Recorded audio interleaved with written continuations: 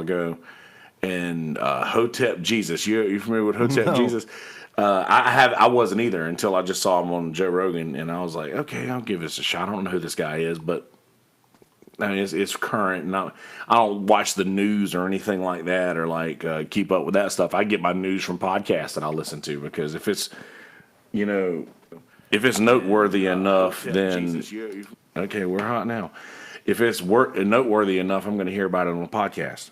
So they were talking about social media and just how it's like draining everybody's lives. We even went into it in the last podcast I was doing. But if you use it as a tool, it's a completely different monster. You can do a lot of good with it. Definitely. All right. Okay, there we go. There's that. Now let me just take this here real quick and get that link copied and put that here. Live right meow. How's it going there, YouTube world? Out there in the abyss watching us. We'll be getting to some content here shortly. Live right now with Ryan James Young. At Ryan James Young. Yes, sir. Click link in bio. And then okay. And then Twitter. And then hashtags. Hashtag podcast. Hashtag talk. Got to do all that crazy stuff that you see people do, and you're like, oh, I'll never be the guy that does that. But guess what? That's how you do it. I used to be that guy, and now I'm that guy. That's how you do it. Well, once you realize that's how you get outside of your circle. Mm-hmm. If you ever want to do that, that's how you do it. Mm-hmm. And we're probably going to go over sports a pretty good bit. Probably going to go over comedy. Oh, well, that'll be fine. All right. So, I'm going to cut out that first little bit later. So, if you get to see that part, congratulations to you. Bonus content. Bonus content for you. And then this is how this part works.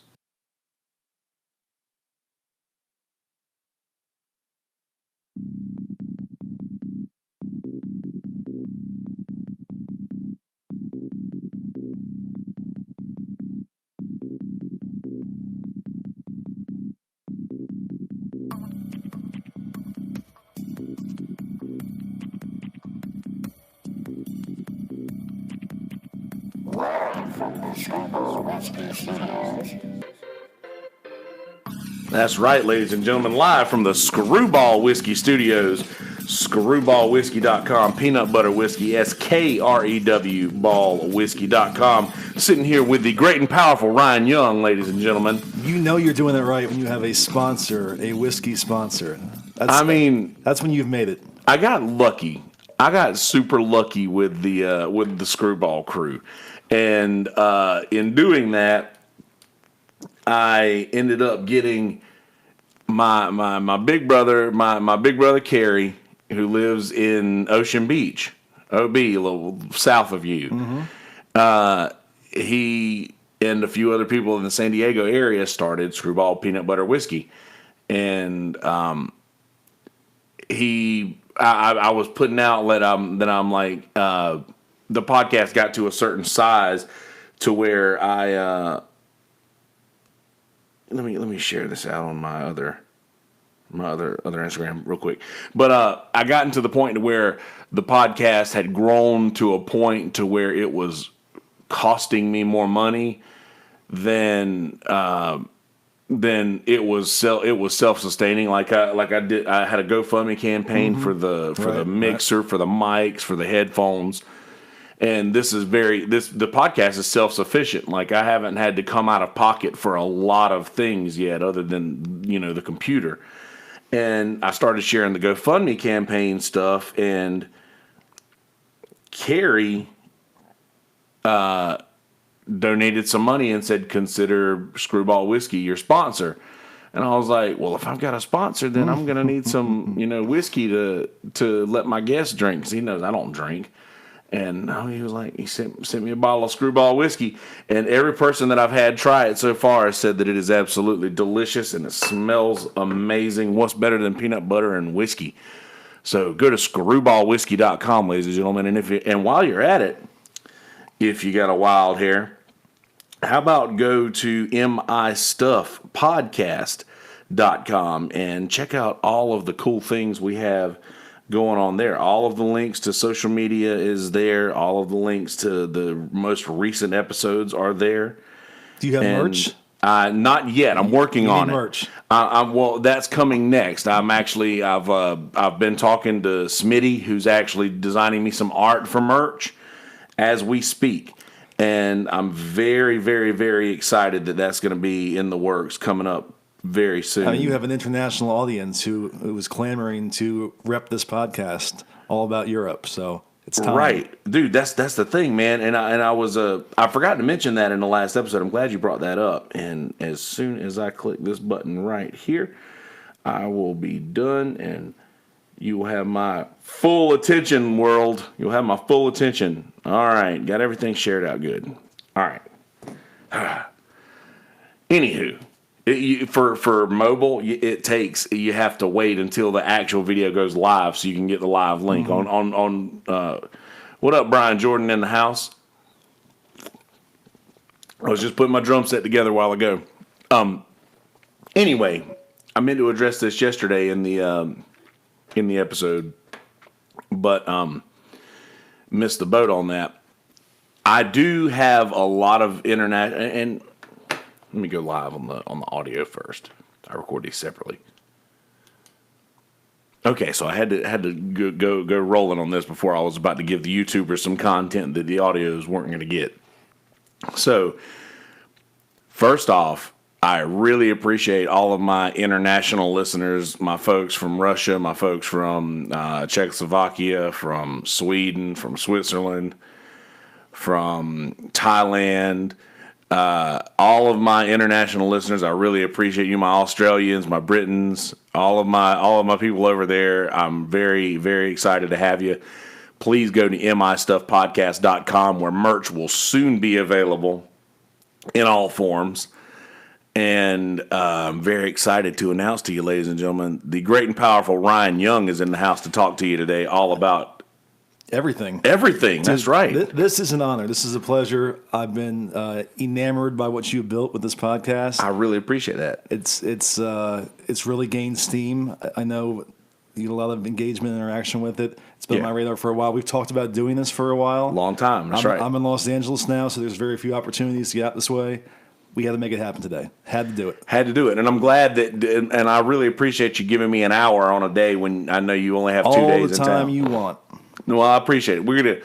I know you got things to get going today, so we'll get you out in a timely manner. But I do appreciate you stopping by for a little bit. So we first talked about you've just recently made the move to LA, and you're where are you from originally? I'm from Maryland, Pennsylvania, but I was an East Coast guy my whole life. So okay, it was a total culture change and true cross-country move and first time out there, all that stuff. Now, how long were you in this area here? I lived in Myrtle Beach for 6 years, and crazy enough, so I grew up in Maryland, Pennsylvania, lived in Kansas City 4 years. I've been around a lot of places. When people ask where I'm from or what's home, I say Myrtle Beach. Okay. Those 6 years were the most impactful of anywhere I've been. Even more so than going back. My dad still lives in Maryland. I get back all the time. Yeah. This is more home than anywhere else to me. So any chance I get to get back here, I pounce on it. Right. Yeah. And it's really cool that in that 6 years you were spending a lot of time at random places where I would show up to play, like random. I would just do like a random night at Tito's Wilmington, or North Carolina. Or Wilmington, North Carolina, right. And like, man, that was just really cool to you were very supportive of the local music scene as far as like, or at least me. No, I actually want to talk about that. So the first time I saw you play, I'm in Tito's. I don't think I may have met you. I didn't know you really well. Yeah. And you were playing a Ryan Adams cover. Right. I had never heard that song, Winding Wheel. Yes. And I know it's a touchy subject with him now and the whole Me Too movement. But at that point, I'd never heard that song, and it just like it captured me. I downloaded it that night, and then from that point on, you were on my radar. Well, dude, I'm glad. You know what's funny is Ryan Adams has gotten me on a lot of people's radar, and it would be foolish of me not to give him a nod for being an amazing songwriter. But with everything else that's going on now, I haven't played a Ryan Adams song since. I've played one song since because somebody like talked me into it, and it was a female who talked me into it, and I was like, you know what? Are you familiar with the allegations? And they were like, yeah, but I just love this song, and I was like, so as long as you know. And you're fine with it, and you're the one that wants to hear it, I'll play it for you, But Yeah. other than that, I was like, man, I've had to remove all of that monster catalog of amazing songwriting. It's a tough time right now. It's I don't think anyone knows how to properly adjudicate that stuff. right. So, and but I mean, what can you do? yeah. But then I'm in Wilmington, North Carolina for work. I see on Facebook that you are playing at the Real Cafe. Yeah. I'm like, I am going over there to see him. I think you stopped mid-song to say hello and greet me. I'm pretty sure I was like, what are you doing here, man? But no, I want to talk about the music scene here. I'm a huge music guy. Yeah. And I don't think that most of the people who live here fully appreciate how rare and special it is, the depth of musical talent in Myrtle Beach. Oh, absolutely. I mean, Nashville, Austin, those are music towns. Everyone knows that. Right. But it's rare to live in a town this size and be able to go out every night of the week, up and down the Grand Strand, and walk in somewhere and hear like truly professional quality music. I think it's taken for granted out here. In the last year alone, to have Sweet Sweet Go to Bonnaroo, right? To have Jimmy Mowery compete on The Voice, yeah, exactly. That's two premium spotlights for the Myrtle Beach music scene. Dude, the Myrtle Beach music scene is going to be nationally known in the future for sure. It should be. I've lived in big city. I live in LA now. There's concert venues everywhere, but you can't just pop into a random bar and know you're going to find great music. Yeah. You have to go seek it out at a venue. I lived in Kansas City right out of college. It was kind of my first city experience. And there were a couple bars that had live music. It was kind of my first. I grew up in a small town. It was my first time getting to enjoy that opportunity. Yeah. And I'm like, this is incredible. These musicians are amazing. I moved here, and I realized that was nothing. The scene here is incredible. This is amazing. This is top level. Yes, exactly. There's not a lot of hacks. There's not a lot of hacks in this area, and you won't any like you say, anywhere you go, you're gonna find decent music. And I really do believe that the Myrtle Beach music scene will one day be equivalent to that of Austin or that of Nashville. It just will be. The only thing is that Myrtle Beach is also known for a lot of other things. Right. And some of those other things are just more overshadowing than the music scene gets a chance to shine through, But then again, this last year and all of the times in which Myrtle Beach would have that, oh, when you come into Myrtle Beach, you better take a gun or whatever have you, or something like that. That this year has not been bad, and it seems like all of the negativity that in the Myrtle Beach area is being turned around a little bit. Good. And have you sort of noticed that at all? I know you haven't been around. No, I've kind of been out of touch with the perception and everything. Man, there was and just some of the biggest events that we have in Myrtle Beach, as in both bike weeks, have multiple like crashes and deaths a year. Like this year, it wasn't bad, and there was no incidents or anything, like nothing big and nothing noteworthy. Like nothing awful, and that's really, really good.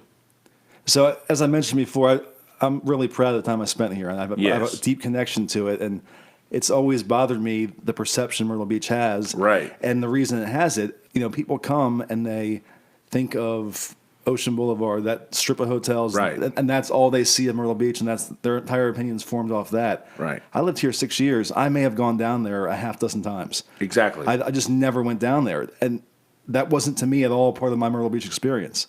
I went to Surfside. I went to Myrtle's Inlet. I went to the Marsh Walk. Exactly. I went to North Myrtle. Paulie's all over the place. That was how I viewed Myrtle Beach. Yeah. Through that lens, and I think most people don't see it in the full perspective. Exactly. Myrtle Beach is you got Beechwood Sparks and the Tide to watch in Ariel Pink. What you talking about, Brian? Brian Jordan talking about you live in LA, and that means you got Beechwood Sparks and the Tide to watch. I must still be too new to LA. I'm not hip to that yet. You remember this was the old bartender at Tito's. Mm-hmm. I don't know if you remember Brian. I love Tito's. Old Brian Jordan there.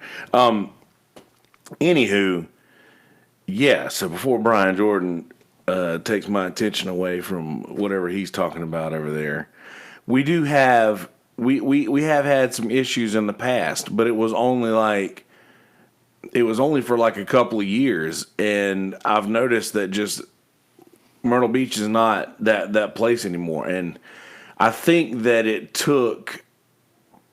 And I know that this is awful, but after the hurricane and after everybody lost a lot of stuff in the, surrounding areas and a lot of people lost a lot of things and the community kind of came together and there was a huge, it was almost like, you remember how America was after 9/11? Sure. Like how something tragic happens, but everybody's just like calm and together after that.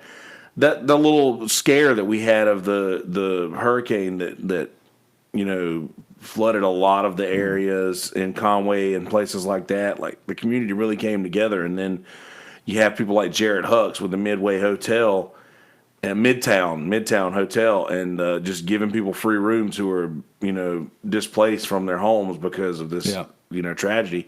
Sort of gives the people that homely.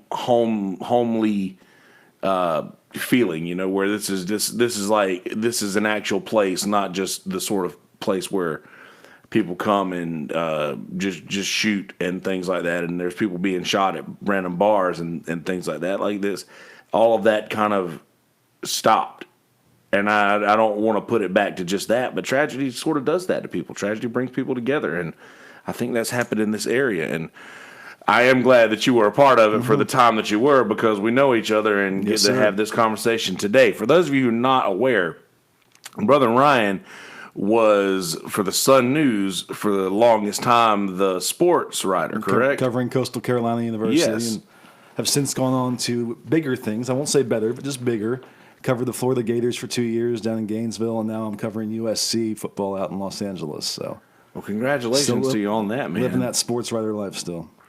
That's really cool, man. So how did you end up getting into that? Were you a writer in high school? Would you like to write? Yeah, it was almost preordained. I was a natural writer, and I love sports. And the thought of combining those two into a career and a life was too much to pass up. And then the biggest perk of the job to me is the travel. I love traveling, and it's just a fixed part of this job. I'm constantly on the road, and I like getting out of my element. I like experiencing new places. I like feeling not global, but national. Right. Where no matter where I am, I feel kind of at home. I have some bearings. I have some connection. I've been everywhere now. And then that's to me still the most fun part of this job is the travel. That's awesome. Now, how many ballparks do you have left? 5 ballparks left. I knocked off 4 more this year. That's so awesome, man. So we're closing in. And once you get close to a goal like that, you kind of want to just complete it. Right. So I was trying to find ways to get to a few more this year. It's probably going to have to wait a year, but next year we are getting those last 5. Dude, what's the best one so far? So you have to have 2 categories. You have to have the new parks. Historic and news. Historic. Yeah. Because, Wrigley and Fenway just have intrinsic qualities that you can't match elsewhere. But they're not the best game experiences now because they're outdated. But going to them is still cool. So among the new parks, PNC Park in Pittsburgh is the most underrated ballpark in the country. I've heard it's nice. If you sit first baseline, third baseline behind home plate, you look out and see the Pittsburgh skyline beyond. That's pretty awesome. Stadium, and it's the best backdrop you'll find in baseball. San Diego did a great job with their new ballpark. That's also beautiful. Also, you have the city in the background. Yes, really well done. San Francisco's been around for a while now, but that park is beautiful, right on the water, obviously. Those 3 are probably the nicest ones I've seen. Now, I assume those are the 4 you knocked off recently. Yeah, I got to San Diego and San Francisco this year. Yeah. The last 5 are Denver, Seattle, Toronto, St. Louis, and the Mets. The Mets. So I got to bounce all over the place next year, but I will. I'm always bouncing. I mean, I have one of my bucket lists is to do a train trip. To do a train trip to all 30 ballparks one summer. Ambitious. Is to do a train trip, hit all 30 ballparks in, just take a couple months and. So I had my good buddy Jimmy Stutz from out here in Myrtle Beach visit in April, and we did all 5 California parks in 5 days road trip. That's pretty awesome. Yeah, that was a fun thing to check off. Oakland, what a dump, but in a charming kind of way. Yeah, It still exists. Wow, how is that happening? Right. That's what everybody's saying, man. It's like all these people are so angry that the Raiders are leaving, but it's like, come on, man. Your city hasn't, on paper, wanted you there for a long time. If you look at the condition of things, right? Oh, it's in disrepair. It's dilapidated. Right, and you've been how many other sports teams share a field? Yeah. I mean, that's been the A's and the Raiders for. So that's a tough topic, though. I don't know what the right answer is because so many franchises hold their cities hostage. Yes. And hold the taxpayers hostage and get way more than they should. Which is going on right now in Tampa Bay. Right, while putting very little in. So Right. I don't know what the right answer is, but it is sad when a city loses its team at the same time. Exactly. And there is some mutual culpability on both sides if the city's not willing to step up and make an effort. Right. But it can't be all on the taxpayers and the city to build these things. Yeah, that's very true. Now, I wonder if how this situation is being handled in Tampa Bay is going to be how things are then handled in the future. Like if you have certain fans, that'll sort of please everybody in a way. Like these fans that want the team to stay will get half of their wish, to where they're splitting the season between Tampa Bay and Montreal. So it's a real litmus test. I think it's kind of crazy, to be honest with you. I don't know how it's going to work. I don't either. I'm just in concept. I'm just trying to figure out a way in which that will be beneficial. I mean, and that's the only thing I can come up with. Yeah, it's interesting. I mean, I think most cities don't have the problem of supporting a team. If you have a good product, they get behind it. I mean, I lived out in Kansas City, which is not a huge town, and when the Royals were good, like that was a hot ticket. That place was full every night. Oh yeah. So it's on the franchises to invest in payroll and put a good quality product out there.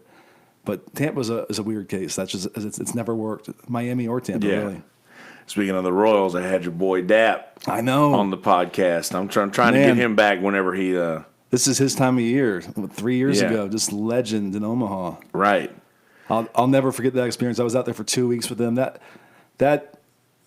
and I'm a little partial and biased here, but that will go down as one of the all-time Cinderella stories in sports. Not just college baseball, easily, but sports. When Gary Gilmore took over that Coastal Carolina baseball program, they were probably the furthest program from the College World Series of anyone in the country. There was no one starting at a lower starting point. And to think how far they went in 20 years and they got to the pinnacle of the sport and won a national championship. The college out in Conway won a national championship. Right. When I pull a mile away from my house over here, it says, "Welcome to Horry County, home of 2017." Yeah. As they were going on that run, I was talking to Gilmore kind of about some of the stuff he had to do early on to get the program going. Yeah. And just crazy story after crazy story. He wanted a new outfield. Their sod was bad. He couldn't get the school to fund it. So he waited until it was particularly soaked with water and had the president walk out there. And his foot dropped down a foot and he lost his dress shoe in the soil. And the next day they had the funding for a new field. So it was stuff like that over and over again. That's pretty wise. I know that Dap said that you guys should go back and listen to that episode if you missed it. Andrew Dap Beckwith. He was the MVP of the College World Series a couple years ago, and he's just a hell of a guy. That was a nice gift for you on this podcast. I have Jimmy to thank for that. Jimmy from Tito's. He lined that up for me because he's big into coastal sports and the program and everything. And that was a big deal. And it'll end up being one of the, in the long run, that'll be one of my most prized episodes. Because he's not staying where he is for long. You know, he'll be moving on up. Well, I'll tell you this: no matter where my career takes me or what I do, I'm doing more high profile stuff now. I'll never top those 2 weeks in Omaha and covering that incredible story. Man. Right? I will never lose appreciation for that experience. That's that. In the same note, that's why that'll be one of my most prized episodes because that's like you don't get that often. Like that kid was he was the most. And there's not a whole lot that was going on at that time as far, playoffs were over in every other major sport. That was all. And he was arguably one of the most important people in sports for that time. He helped put that university on the national map. Right. I was doing 7 radio spots a day during those 2 weeks with people from all over the country who were curious and asking, what's Coastal Carolina? What's the Chanticleer? And it was, for many people, it was their first introduction to that university existing.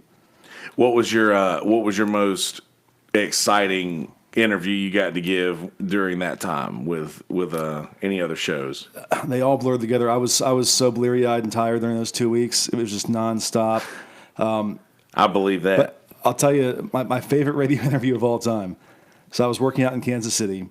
Tom Watson, the golfer, is from Kansas City, so he's a big deal to people out there. About, I guess, 9 years ago now, he had a chance to become the oldest golfer to ever win a major, the British Open.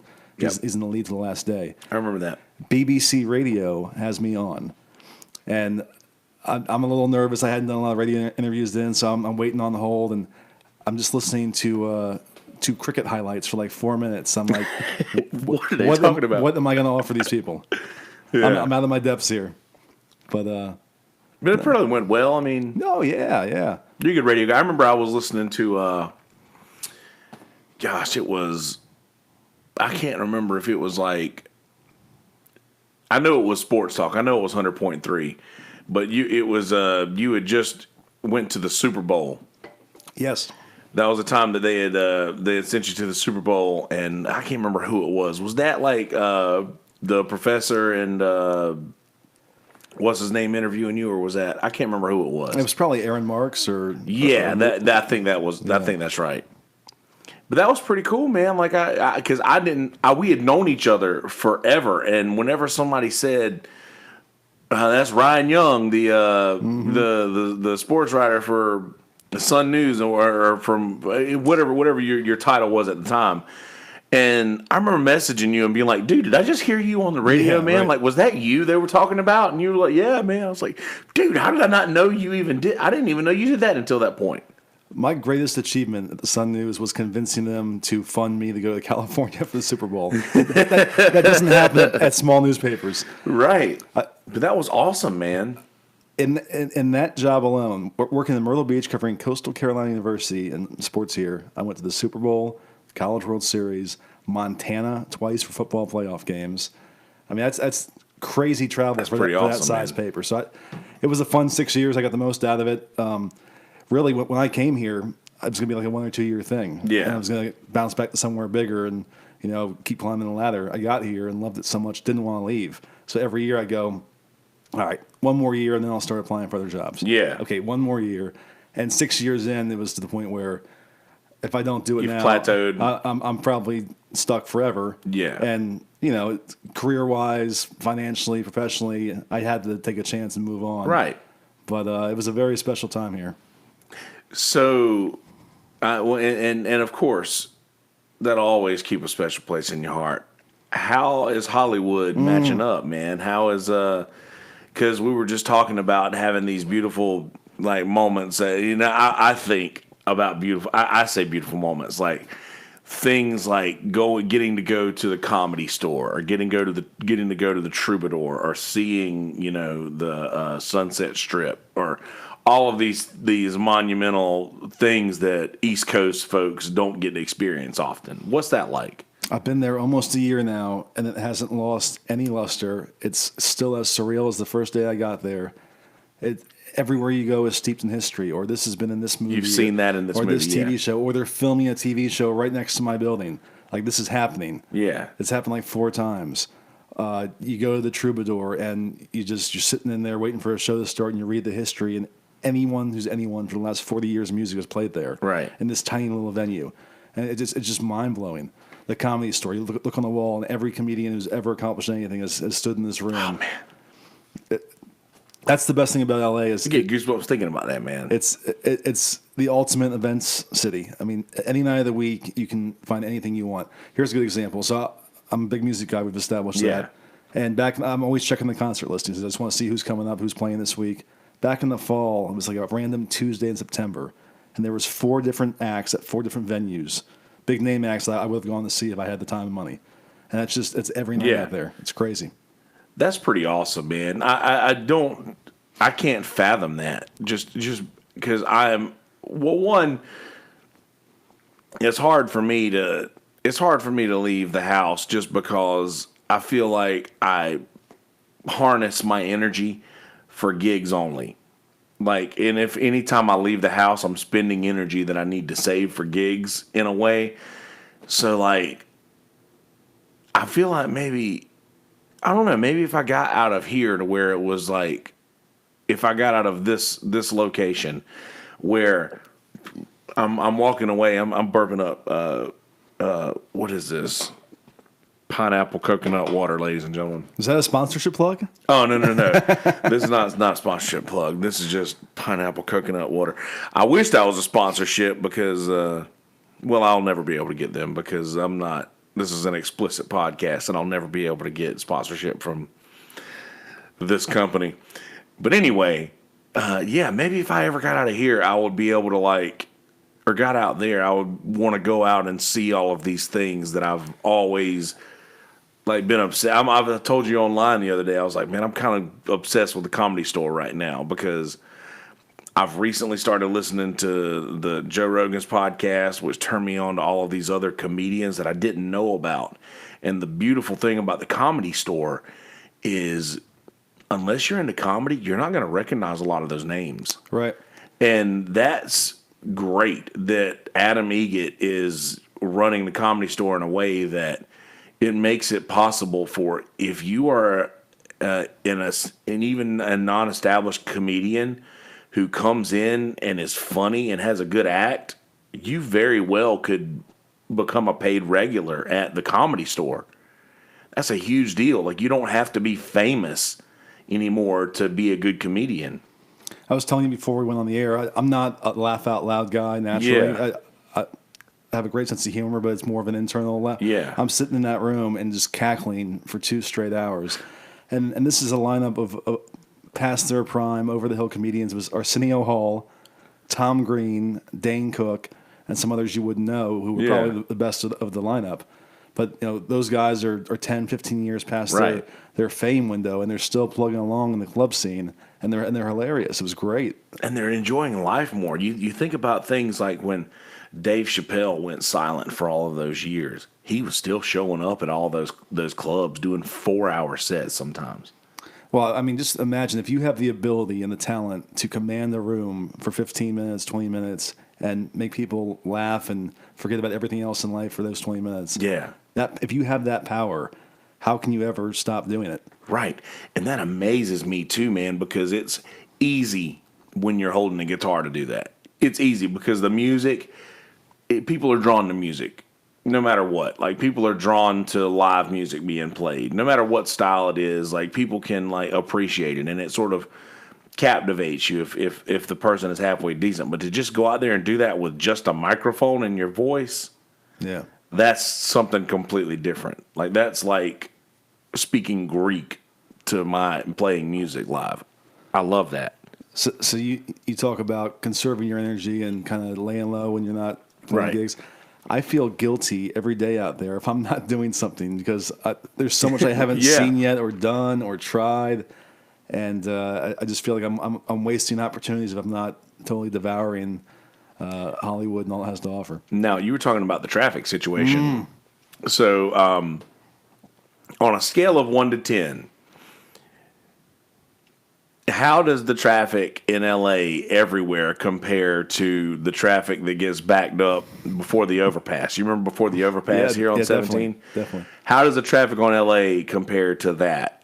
It's It's just more lanes of that? more lanes of that. It's the entire town is that. It's that multiplied. I mean, it's not an under or an overstatement when people say it's the worst in the country. It's mind-boggling. So Yeah. So I cover USC. I live 5.4 miles from campus. It's a straight shot. It's one road. I take the same road all the way down. If I mistime that drive, it can be an hour and 10 minutes to go Wow. 5.4 miles. So I was coming down here to do the podcast, and I had a little backup, not much, and I started to get frustrated. I stopped and said, "Wait a second. You, of anyone, should have perspective." Right. Yeah. This is not This is nothing. This is nothing. Now, Elon Musk has talked, I don't know if you've heard about this, he has talked about the tunnel, the tunnel system that he wants to build underneath LA, which will, I guess, alleviate a lot of the traffic of people who are trying to bypass that. And, if you have to go somewhere in there, there's nothing you can do about it. You have to take that. But he wants to build a tunnel with like insane speed limits and just this giant tunnel. But he wants to build a magnetic tunnel for like self-driving vehicles because he thinks that everybody in the world will eventually go to that. And it's pretty insane just to hear. It's very out there. Like it is, but he is the sort of person who can take something that is completely out there and make it possible in a way. And I wasn't aware that the traffic situation was that bad until I heard him and Joe Rogan talking about that, like to where they would need to build a tunnel underneath the city to help with all of the traffic that's there. Like you need lanes this way aren't enough. You need to start stacking them, It's crazy, though, how quickly you assimilate and get used to things. Like I was telling you before we went on there, the gas prices out there. Right. It's insane to the point where if I'm driving and I see gas for $3.84, I'm pulling over right then and there and making sure I fill up because that's a good price out there. Yeah. And within a month or 2 months, I just got used to that. It doesn't even hit me anymore. I'm not like, oh my gosh, $3.84. I'm like, oh good, $3.84. Let's do this. The traffic, you just get used to it.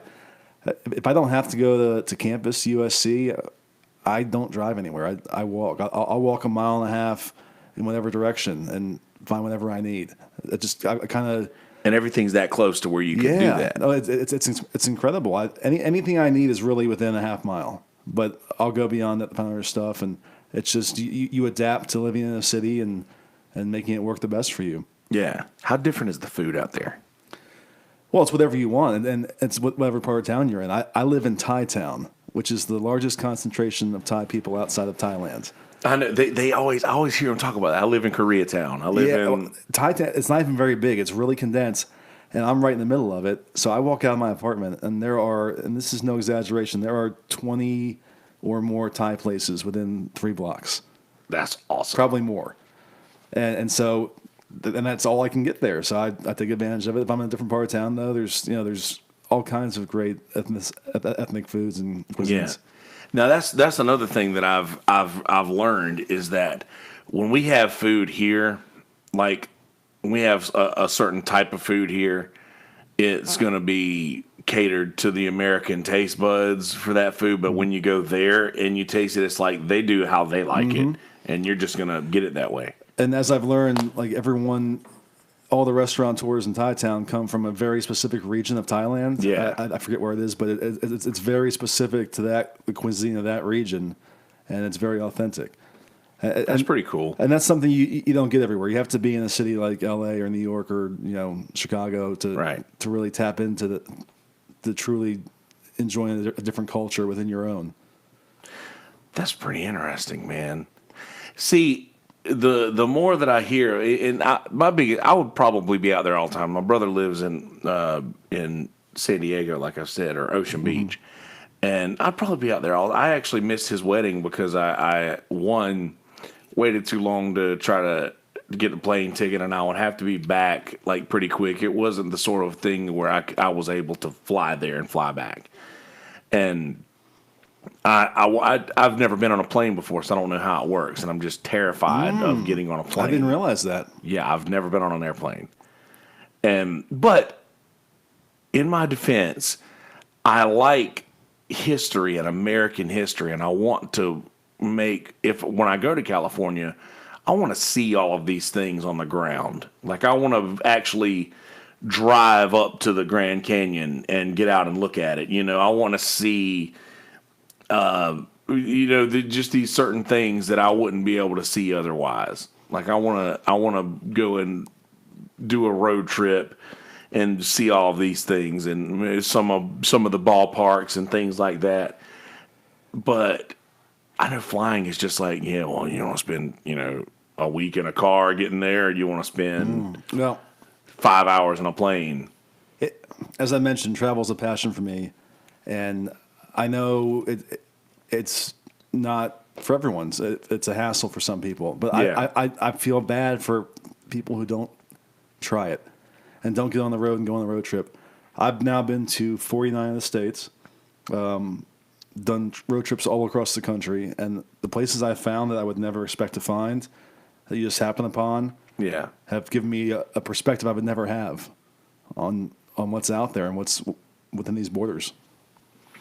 Oh, our buddy Joe Kerr, he lives in California. Is that what you call it, man? I don't know what that means. I don't get it. I'm too busy with work to be political. Man, I shared this thing yesterday on Twitter, but it was OJ talking about the debate, because you got to share OJ talking about the debate. It's more just so fun, and I'm like sharing things on Twitter because OJ is on Twitter just acting like nothing happened, just acting like life goes on. This is just normal life, and I am retweeting him like nothing happened. Like, Right. here's my boy OJ. What a Like, time get to him be juice. alive. Tell him juice. Right? What a time to be alive. Where OJ Simpson's on Twitter, and he's talking about the debates and things like that, and he can't even vote, can he? Well, no. Convicted felon, no. He can't even vote. Anyway, I don't want to talk about it. I mean, yes, I don't. Politics don't interest me. Like, I mean, or talk, like, giving opinions on politics doesn't really interest me. Like, I don't like to do that. I think that life was, and I said this in the last podcast, life was better before people knew how everybody voted. And that's just, and there were a lot of things that were not better in those times. Yeah. But that's one thing that was better, is that when people didn't know who you voted for, it was just easier to go on. And Here's the only thing I would say about political divide right now is that there's almost no point in talking about it because everyone is so dug in on whatever side they're on. And I'm not saying who's right, who's wrong, but no one's Right. changing their minds. Right. And so it's just a bunch of yelling and arguing that gets nowhere. It's circular. So Yeah. I mostly stay out of it. I have opinions. I do care, but it's just not. Same here. It's not worth debating and discussing to me. Right. I'm in the same boat, man. It's just, and for the sake of people in media, that's the safest place to be. That's the smartest place where we can be. You almost have to be. Yes. Especially so. I work for a company that sells subscriptions to our USC coverage, and it would not be good for business if I'm alienating half of my potential audience. Right. So you just have to kind of stay out of it. Exactly, and that's exactly where I stay. And I'm right down the middle, and that's where I stay even, politically, just right down the middle. And I agree, Joe. That's how things used to be. You could have a conversation with a Democrat or a Republican, or any side of that coin. No moss. No But anyway, I didn't mean to cut you off. You were about to say something. No, I was getting ready to cut you off. I'm so excited. My next point. I'm going back to, you mentioned you want to see the Grand Canyon and just travel. I'm thinking back to some of these trips I've been on. When I lived in Kansas City, and I did 2 trips through the entire western part of the country. Yeah. I did a northeast trip. And just the places you find that you wouldn't think. We drove all the way across Montana, which is a long drive, as you can imagine. And we're going across the I don't know if you call it the panhandle of Idaho, Yeah, I guess you would call it that. whatever you call it. And we had no plans to stop there, and we come across this place called Coeur d'Alene, Idaho. This beautiful lake resort town. I'd never heard of it, didn't know it existed. We've just been driving through vast open country for hours, and all of a sudden there's just this oasis of beauty and aesthetic appeal out of nowhere. That's pretty awesome. And I've never forgotten that. I never would have known that place existed or never would have been there. And we spent half a day there, and it's an experience that just happened organically. And there's countless stories like that. Just I would encourage anyone to get out on the road and not have a fixed itinerary or deadline or schedule and just experience. One of these days, I'm going to do that. I hear you, Joe. My last state to conquer is Alaska. That's coming next year. So the final frontier, and then I will be able That is the final frontier. I know. I'll be able to properly rank all of them and have a full comprehensive analysis of this fine country. As far as, okay, so how do you rank the states that you've been to as far as food, people, and like beauty, entertainment, things to do? How do you rank those? How do you rank the states as far as like what state has the best food? What state has the best people? What state has the best? I'd have to think and break it down. My overall ranking, not because I live there now, California's always been one. Yeah. Just because it's so vast. There's so many beautiful places. So when I think about ranking states, I think, what's the full spectrum of what the state has to offer? Right. Like North Carolina, for instance, you get the mountains, you get the beach, you have a big city with Charlotte. Combining all those things sets it apart from a lot of other places. California has everything, and perfect weather, great food, laid back vibe. So that's always been tops for me. Hawaii, I guess Hawaii's probably number one. But that's not fair. Hawaii's in a league of its own. So California, Florida, I love, even though Florida's a bit crazy.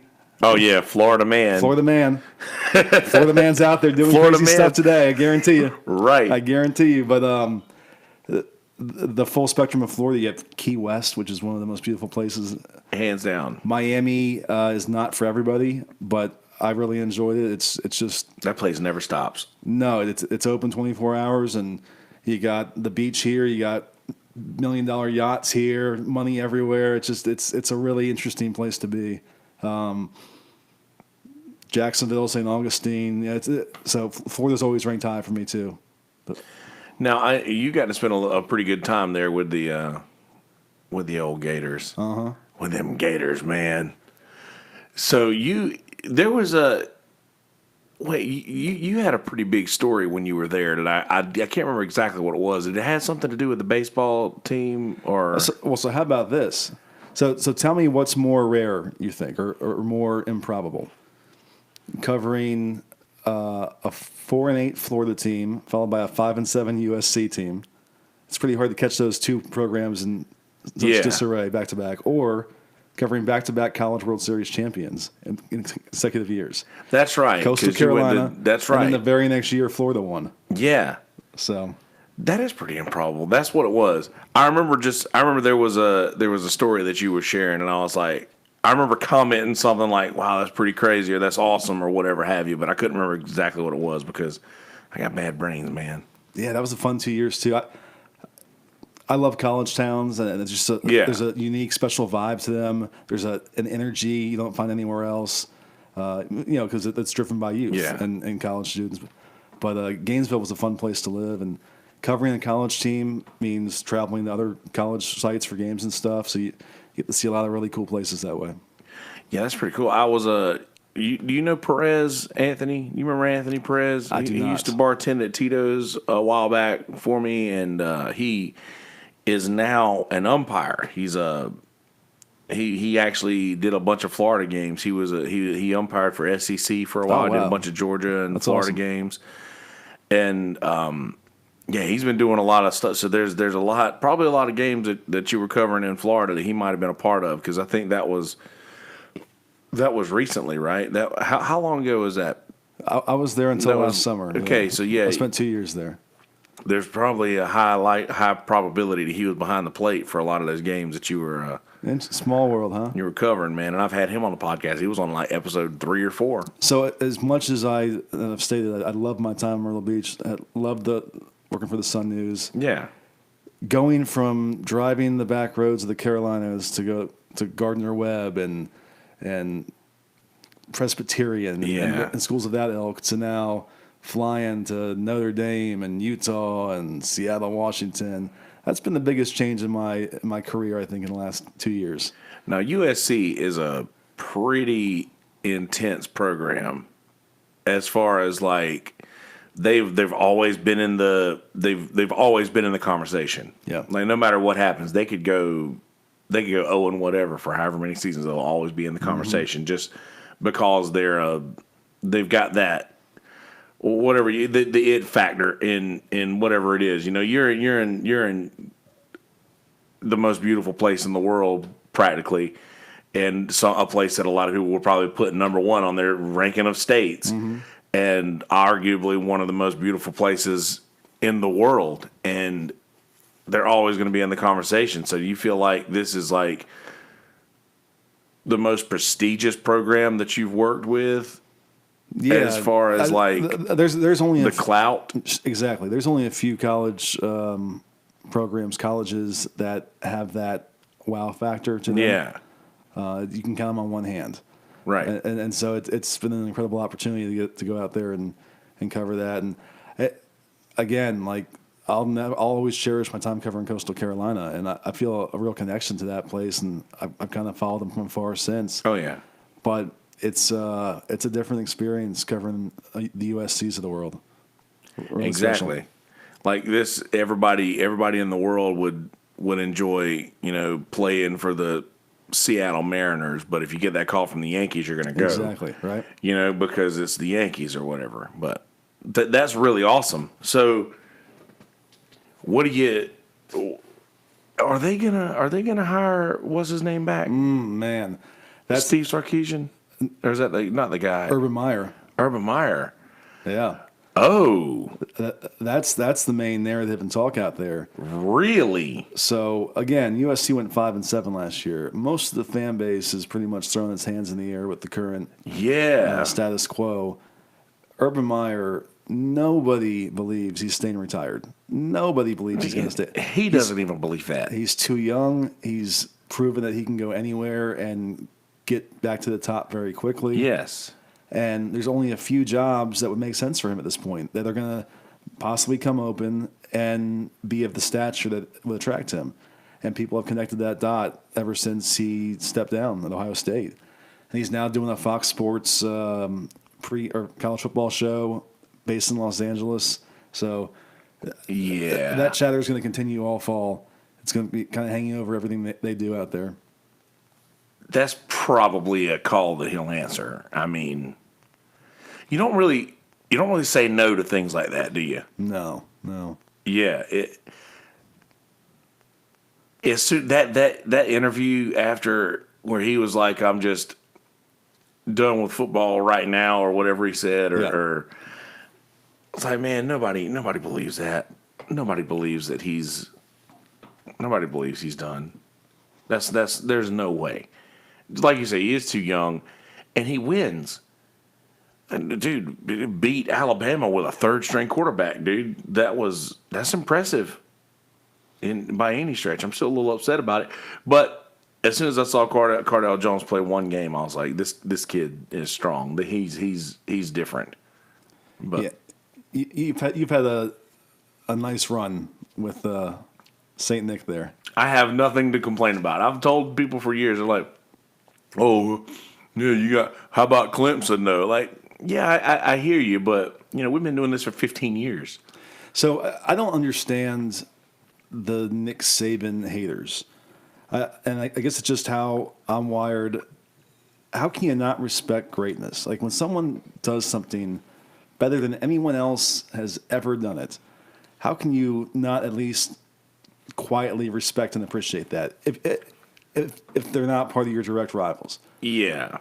Now, I was going to say something that would be like for the direct rivals that I would say as an SEC fan, the first and the second string players of the Warriors, huh?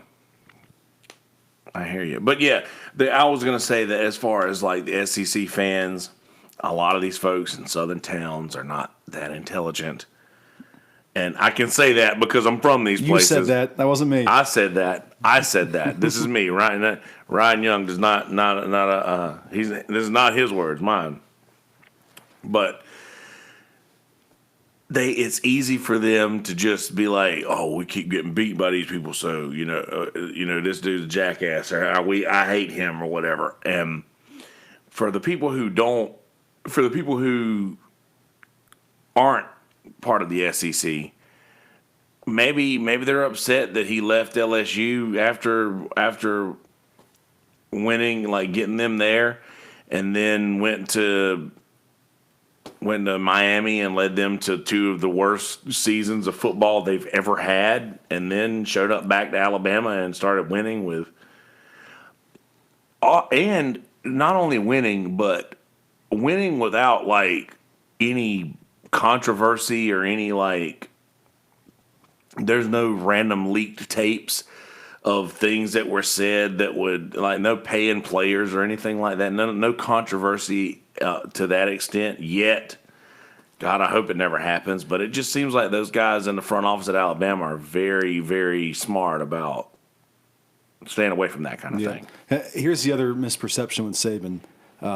He gets likened to Belichick a lot in the way he deals with the media. He can be terse and short. He doesn't suffer bad questions is the thing. And right. It's I'll say this about my own industry. The vast majority of journalists do not know how to interview or ask questions. And he's a guy who has no tolerance for that. So if you ask a bad question, you're going to get a bad or short answer. If you ask him an intelligent football question, he can be really insightful and interesting. Yeah, and I've noticed that. Like, I will say this about a lot of people who interview, and maybe you have more insight. 1,000% you have more insight than I do on this. But does it seem like a lot of journalists are now just aiming for the argument, and they want the viral video of them getting chewed out by Nick Saban or Bill Belichick or something like that, more than that way that they can write their story from that perspective? Does that seem like a lot of folks are baiting that in a way? Do you see that, or is that? And that's just a question. I'm not insinuating. I'm just asking. No, I don't. I think there's reporters care about professional respect and perception. Yeah. And if someone were acting that way, they would be pretty much ostracized from the pack, the community. But there's just a lot more tension these days between athletes and media, and the main reason is that in many ways the traditional media is not as valuable to athletes now. They have their own media, they have their social media platforms. They can get their message out there without the old sports reporter. Therefore, it's become even more of a nuisance to them to have to deal with us.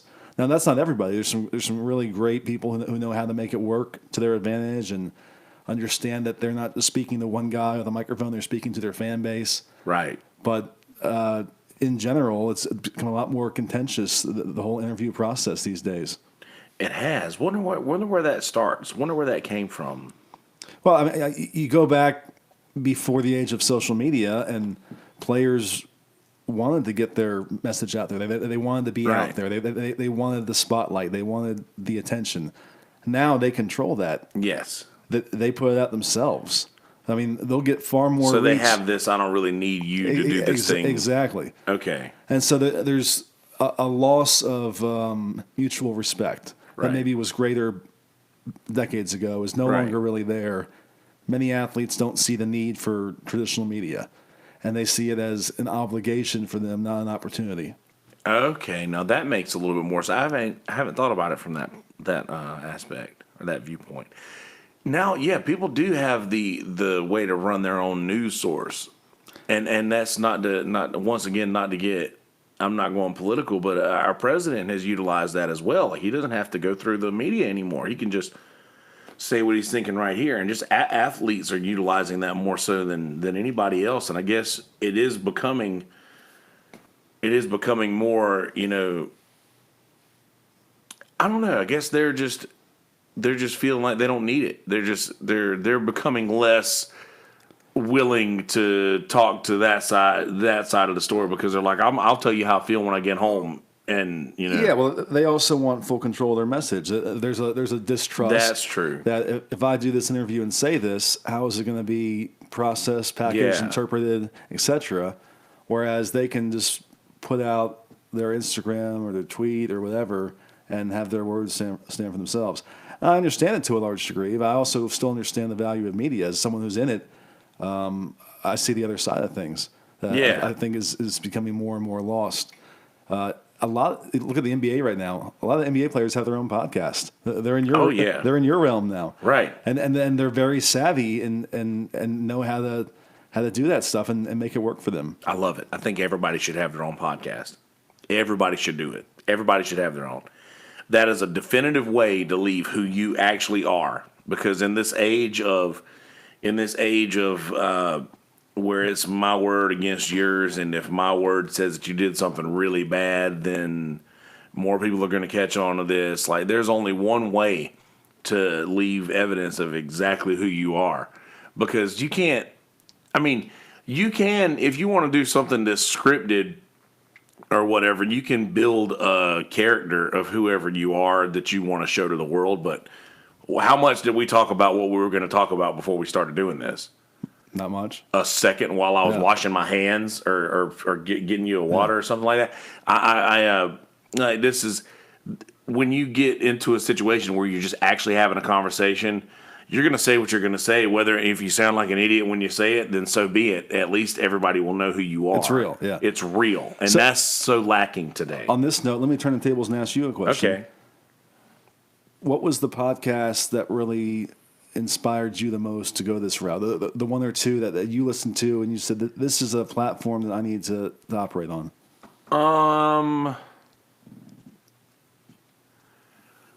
Well, the first podcast I listened to was episode number 911 of Joe Rogan Experience with Alex Jones and Eddie Bravo, and this dude was saying these crazy things, and I've always been a talker. I've always been one that you've seen me play live. I talk just about as much as I play music. Sure.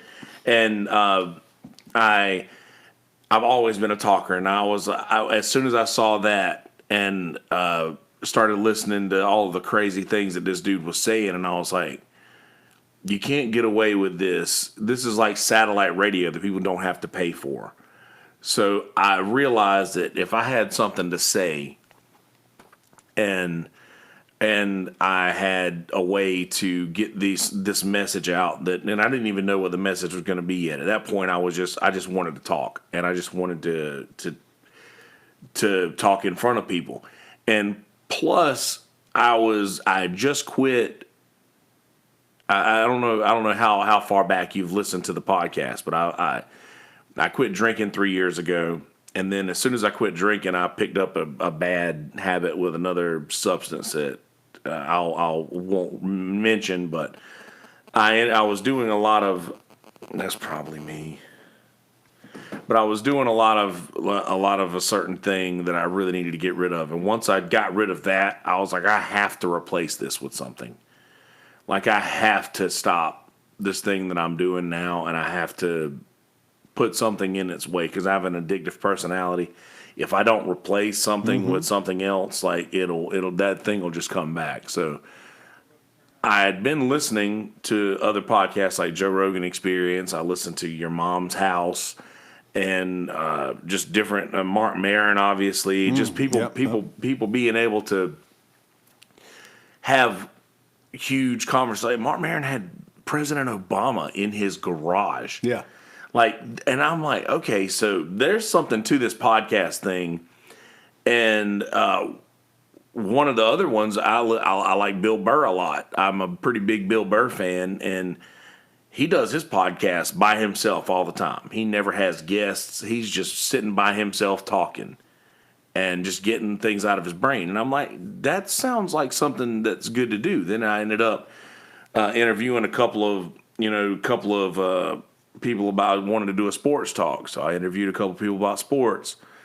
And then I realized, I was like, man, I've had a lot of shit going on in my life that I don't really feel comfortable talking about. So, and it started to eat me up from the inside. I was like, well, maybe if I get this stuff out and air it out, then that'll be better. So I started talking about my life and telling stories about, how me and my mom don't speak, or how I'm things that I struggle with, and that sort of led me to thinking that, okay, so I can just say what I feel. Like I can say what I think, and I can get get these things out. And I think everybody just from how I feel after I've gotten all of these things out, and I'm not taking this negativity out on people in my life anymore. I think that everybody should have that. Everybody should have this way to release.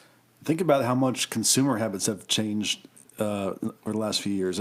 As we've mentioned many times, I'm a huge music guy. Yeah. When I drive now, I don't listen to music. I listen to podcasts. Same here. And I look forward to it. I'm like, great, I got an hour on the road. I'm going to bang out this episode of this podcast. Right. And that gets you there quicker.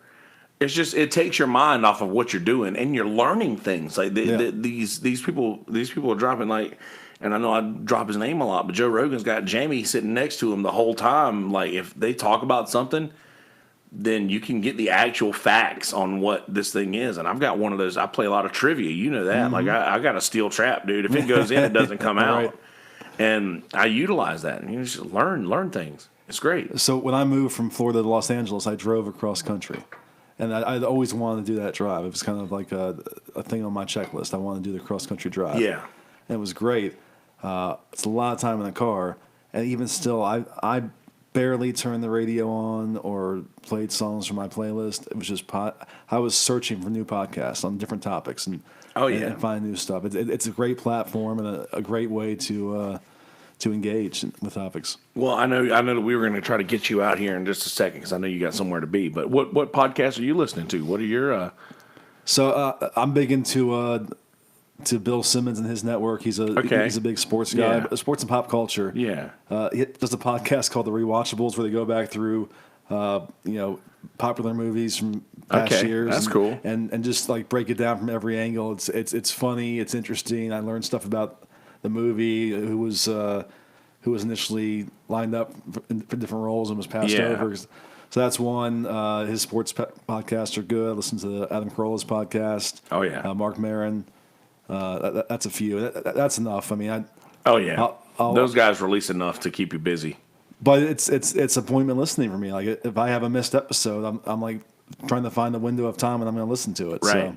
So. Same here. I'll try to catch up, dude. I've been watching Kill Tony. It's taken over my life. It's Tony Hinchcliffe. I don't know if you've heard of him. No. You've probably, if you ever drive past the Comedy Store, you'll see his name on the board a lot. But yeah, he's one of the main roast writers. He's like Jeff Ross's first in command, you know. And they'll do like an open mic, like draw names out of a bucket, and he'll have two comics with him and Brian Redband, who started Rogan's podcast with him. Him and Brian Redband and two other established comics will draw names out of a bucket, let them do 60 seconds of comedy, and then they'll either critique them on their show or roast them. That's great. It is great. It's pretty good. But I got a few more minutes here. Let me ask you a question. I'd be remiss if I left here without talking some Braves baseball. I want your take on Austin Riley. Is he future superstar or future Jeff Francoeur? Because we've seen a little bit of both so far. He came out of the gates hotter than anyone. And the league's made adjustments. He's going through a bit of a slump right now. Still has the power, but he's definitely getting outmatched by pitchers the last few weeks. I think that if you give him a little more time with Ron Washington, and here's the thing, every single starter in our lineup has 10-plus home runs. It's crazy. To me, it's the best put together lineup in baseball. We have the worst bullpen in baseball by a long stretch, and we're leading the East by a good bit right now. Like that says a lot about our bats. Well, you look at it, and the trade deadline's coming up soon. You look at the lineup, and what spot would you want to upgrade? Like you can't easily point to one and say we've got to get a second baseman, we've got to get a left fielder. We've got players. I bet our bench has a higher batting average than most starting lineups in baseball, between Johan Camargo and Charlie Culberson alone. Yeah. Now, with the Austin Riley thing, I believe that he has the potential to be that power hitter that he shown that he can be. But he really does need a little more time with Ron Washington, like I say, who is a wizard, a hitting wizard. And he just needs a little bit more time to slow down some. Like, you don't have to go out there and hit a home run every time. And because he hits for power, he probably wants to pull that, maybe that Andrew Jones style of where you're going to try to kill it every single time you go out. And there's nothing wrong with that. Freddie does that, but he connects a lot.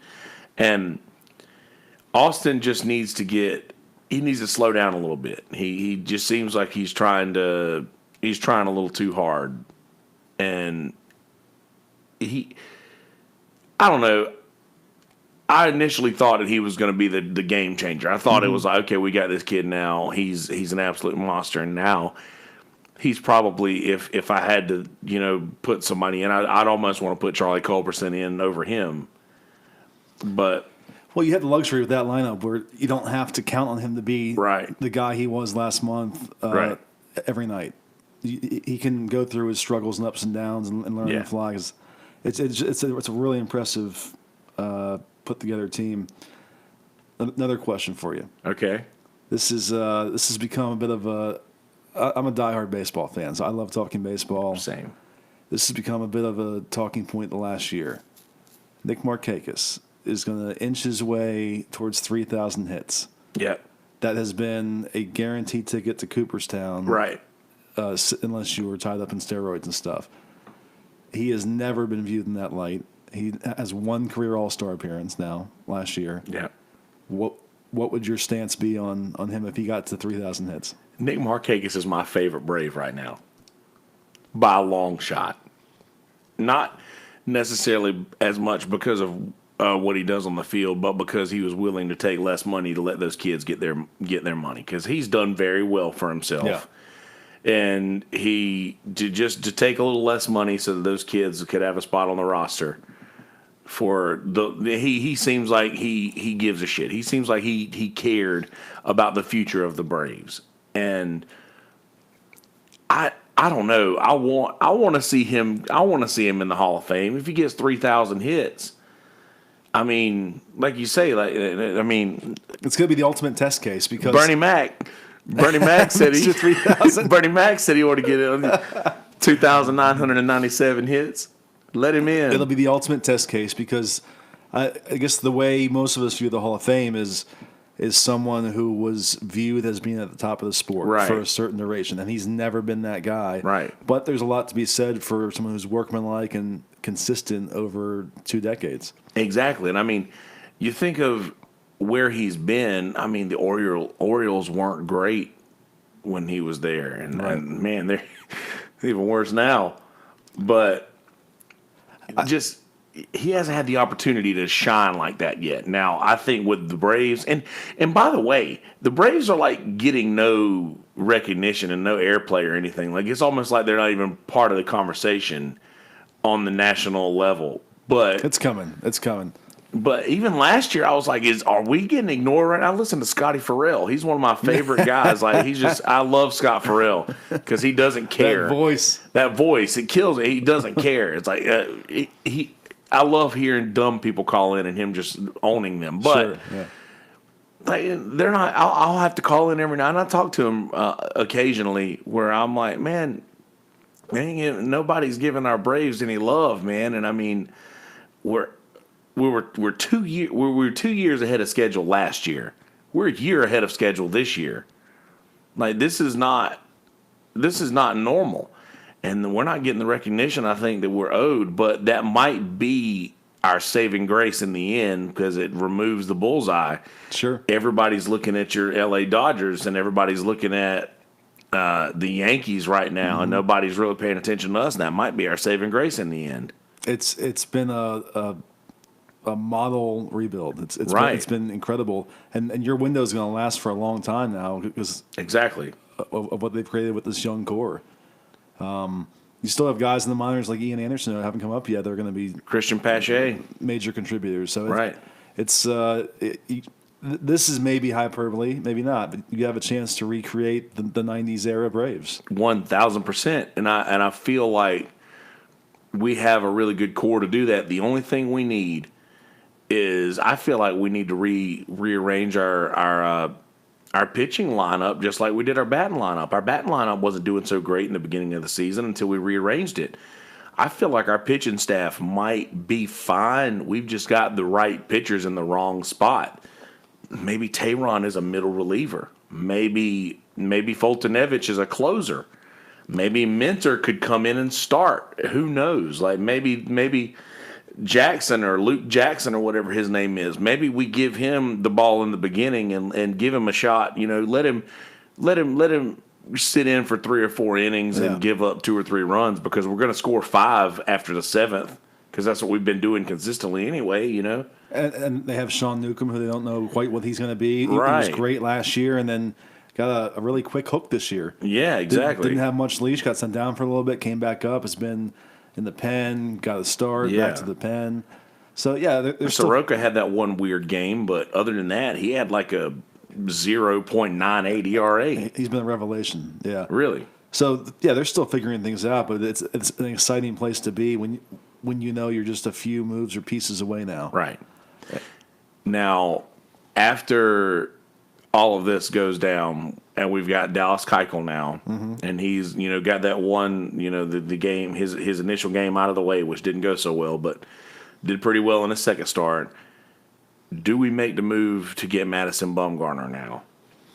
I wouldn't. Do we need him? No. So I've actually seen him pitch twice this year live, fortunately, and he's just not the same guy anymore. And he's mad. No pun intended. He's angry. He's just. He has beef with my guy Max Muncy and the Dodgers. Yeah, he does. And you know what? Muncy's response was great. And by the way, I have a little beef with Max Muncy because he owned us in the playoffs last year. But so real quick tangent. Game recognized game.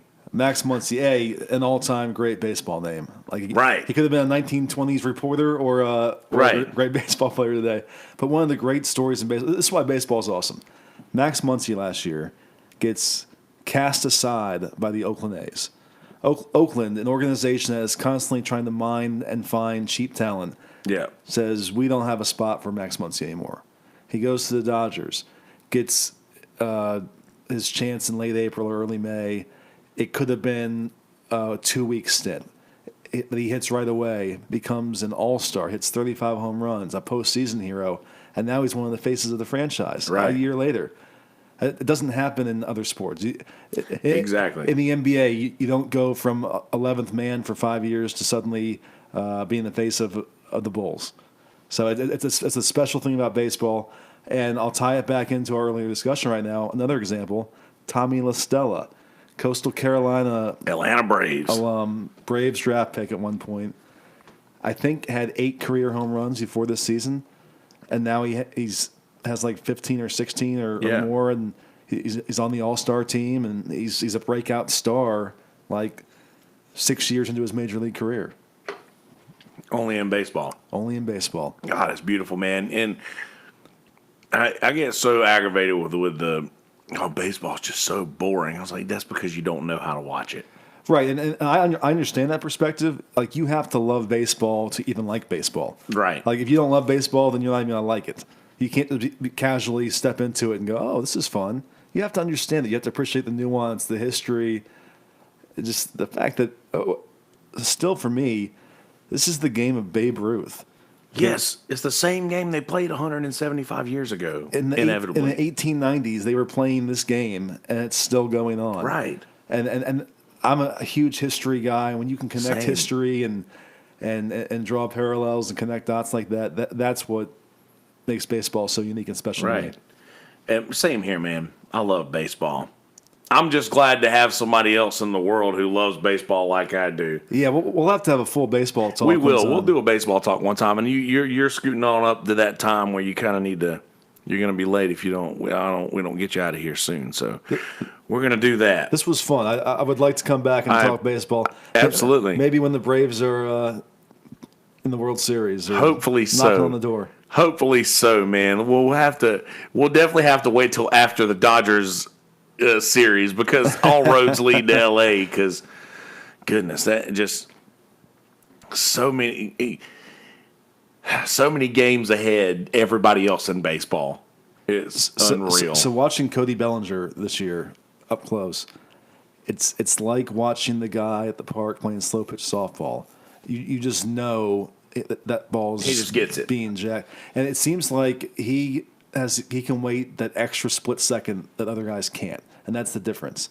Like he's seeing that ball better than anyone else, and that's why guys go off the cliff when they get older. Their bat speed declines. You lose that split second, and you start guessing. Whereas he's not guessing. He's seeing that ball clearly and sending it over the fence. Like Ted Williams, man. Ted Williams, the eye. Having that eye is strong. But well, Kelsey, thank you. Brother Ryan, thank you so much for being here, man. A pleasure. I really, really appreciate you being here, man. I tell you what, it's 5:13. I'm going to have to do an outro and an intro. I don't know what kind of time you got. It's going to take me about another 5 minutes. If you need to run, by all means, you can do that. Okay, cool. Okay. Well, let me go ahead and do this little outro thing. All right. So, just in case you skip past this intro, because some folks do that, I skip past the intro on a lot of a podcast. I'm going to do my plugs now. Please go to mistuffpodcast.com. You can find links to all of the social media up top on the front page. And if you want to follow me personally on social media, at Yonder Wizard on Instagram and Kelsey Hudgens on Facebook and Twitter, all of the links to those are on the blog right at the top of the page above the message. If you guys want to click there, and also screwballwhiskey.com, our fantastic sponsors out of San Diego, California. Ocean Beach, Screwball, SKREW ballwhiskey.com. Go there for your peanut butter whiskey fix.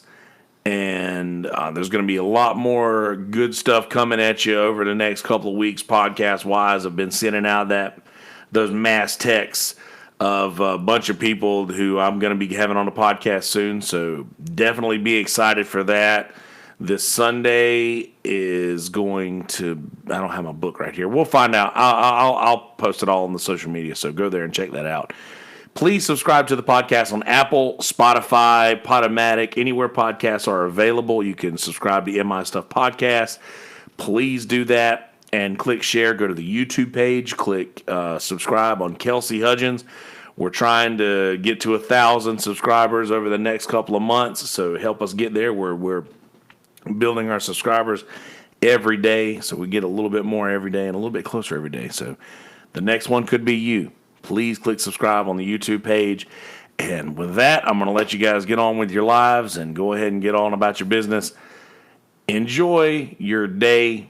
Be a good person in a world full of shitty people. Do not be one of those people. Be a good person. You have a decision to make every single day to be a good person or to not be a good person. Make the decision to be a good person. Do that. Anywho, enjoy your world. Make the world, be somebody you want to run into. All right. Enjoy your days, guys. Peace, bitches. YouTubers, hang tight for just a second. Let me get this intro thing going here. All right. Let me get this up to the live from the Screwball Whiskey Studios. Hey guys, how you living? Are you doing well? Good, glad to hear that. Live from the Screwball Whiskey Studios, indeed. Get your Screwball peanut butter whiskey at Screwball, SKREW ballwhiskey.com. Tomorrow's stories begin right here. Screwball Whiskey. Please go to mistuffpodcast.com for all of the links to all of the social media, all of the links to anywhere where you can find the podcast. You can please subscribe on Apple Podcasts, Spotify, MI Stuff Podcast, on anywhere podcasts are available. You can subscribe there. Had Brother Ryan Young on the podcast today, who has spent a lot of time here in the Myrtle Beach area covering the Coastal Carolina Chanticleers. He worked for Sun News here in Myrtle Beach for a very long time, a sports writer, and is now putting in time down in Southern California at the University of Southern California. And very, very, very, very awesome insight into a world that not a lot of folks have experience with. So very excited you guys get to hear this part of hear this portion of conversation. So yes, very stoked that you guys get to hear this. Please stay tuned for all the other things that are going to be coming up over the month of July. Got a lot of cool podcasts coming in. Got Brian Rossler, who's going to be coming in soon to talk about singer-songwriter things and a lot of songwriting stuff. We may even play a couple of songs. Who knows? That's going to be happening on July 16th. I know I've got a few more podcasts that are going to be coming up between here and there. So follow the mistuffpodcast.com and on social media so that you'll be up to date on all the things coming your way soon. And if you guys want to, Ryan James Young on Instagram and on Twitter and Facebook, do you have any of your sports stuff, or is it all just personal? It's Ryan Young Rivals, at Ryan Young Rivals. At Ryan Young Rivals. That's the company I work for, so I rep it. Oh, right on. At Ryan Young Rivals on the Twitter, and I'd imagine on the Facebook as well. Just Ryan Young. Just okay. Me. I hear you. Straight to the point. Perfect. Not the one and only. There's just a lot of Ryan Youngs out there. Yeah. Well, and guys, if you want to make sure you pick the right Ryan Young, then I'm going to have to encourage you to go to the YouTube page and click subscribe on Kelsey Hudgens YouTube and look at Ryan Young, so you'll get the right one. But anyway, very excited for you guys to get to that content. So I'm going to go ahead and let you do that. Thank you guys for listening so much. Once again, I know I say this in the very beginning of the podcast. I'm very grateful and thankful for all of you guys for listening, specifically my international listeners, because I whatever it is that I'm doing, please send me an email at misnerds at gmail.com. Let me know what I'm doing right so that I can continue to do that. Let me know what I'm doing wrong. I'm more than happy to take constructive criticism. So thank you guys for listening. I really appreciate it. We're getting at upwards of 1,000 plus downloads a month now, and I'm very, very proud of that. So thanks again for listening. Be good people. Going to go ahead and let you get to your content. So without further ado, ladies and gentlemen, episode number 148 of the MI Stuff podcast featuring Ryan Young. Enjoy, motherfuckers. YouTubers, click the links in the center of the page. Click the link in the top of the page. Go to mistuffpodcast.com. You guys heard all the spiel. Down in the description of this video, click all the links there. If you guys want to help us out a little bit, the GoFundMe's at the bottom. Tip jar's at the top. If you guys want to help us out a little bit, more than welcome to. It's not necessary, but if you want to, that's where you can do that. Anyway, click the links. Thanks for watching. Be good people.